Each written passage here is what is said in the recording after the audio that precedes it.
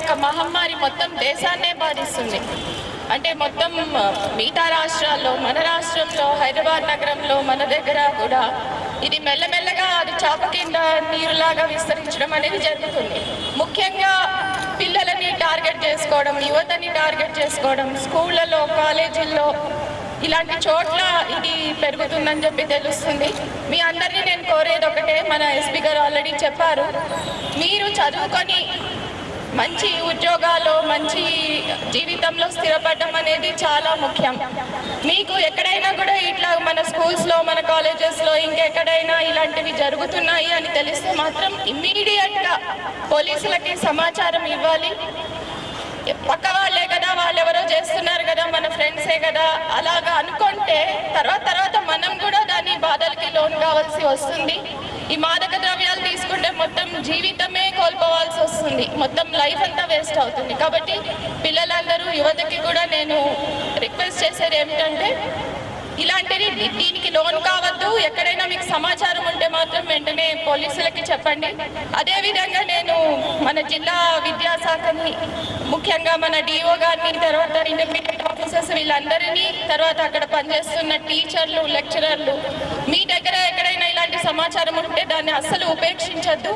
తర్వాత పిల్లలు ఎక్కడైనా ఇవి తీసుకుంటున్నారు అంటే వాళ్ళ లక్షణాల ప్రకారం మనకి తెలిసిపోతూ ఉంటుంది, ఏదో సంథింగ్ రాంగ్, ఏదో ఉంది అనేది తెలుస్తూ ఉంటుంది. అలాంటప్పుడు ఇమ్మీడియట్ యాక్షన్ అనేది తీసుకోవాలి. అదేవిధంగా నేను ఎస్పీ గారిని కోరేది ఏమిటంటే, ఈ మాదక ద్రవ్యాల మీద చాలా క్లోజ్ మానిటరింగ్ పెట్టి మన మహబూబ్ నగర్ జిల్లాలోనే, ముఖ్యంగా మన మహబూబ్ నగర్ టౌన్లో ఎక్కడా కూడా ఈ మాదక ద్రవ్యాల వినియోగం లేకపోతే దాన్ని రవాణా చేస్తున్న వాళ్ళ మీద చాలా కఠినంగా యాక్షన్ తీసుకోవాలని చెప్పి నేను జిల్లా ఎస్పీ గారిని కూడా కోరుతా ఉన్నాను. నమస్కారం. మరి నేటి యువతనే మనకు భవిష్యత్తు.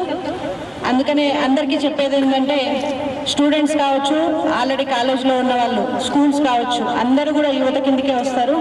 మీరందరూ కూడా మీ భవిష్యత్తు చక్కగా ఉండాలంటే ఈ మాదక ద్రవ్యాల బారిన పడకుండా చక్కగా చదువుకొని, ఎంతో కష్టపడి మిమ్మల్ని చదివిస్తున్న మీ పేరెంట్స్ యొక్క ఆశలు, ఆశయాలకి అనుగుణంగా జీవితంలో ముందుకెళ్ళాలి.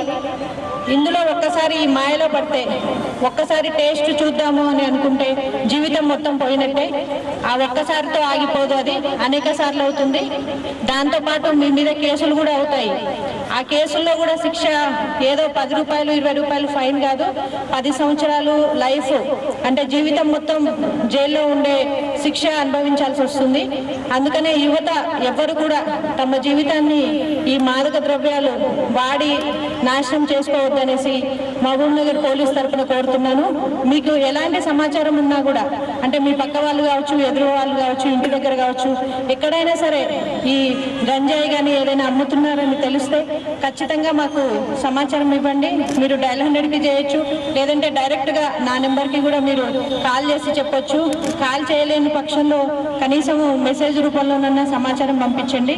అంతేగాని ఈ మాదక ద్రవ్యాల మహమ్మారికి ఎవ్వరూ బలి కావద్దు. మన దగ్గర నుంచి అందరూ కూడా ఫ్యూచర్లో, ఇప్పుడు మేము ఎవరైతే ఇక్కడ ఉన్నామో, కలెక్టర్ మేడం కావచ్చు, ఏసీ గారు కావచ్చు, అందరూ ఇట్లాంటి గొప్ప గొప్ప పొజిషన్స్లో ఇప్పుడున్న యువతని చూడాలని కోరుకుంటూ మహబూబ్ నగర్ పోలీస్ తరఫున మీ అందరినీ కోరేది ఒకటే, ఈ మాదక ద్రవ్యాల నుంచి దూరంగా ఉండండి, భవిష్యత్తును బాగు చేసుకోండి.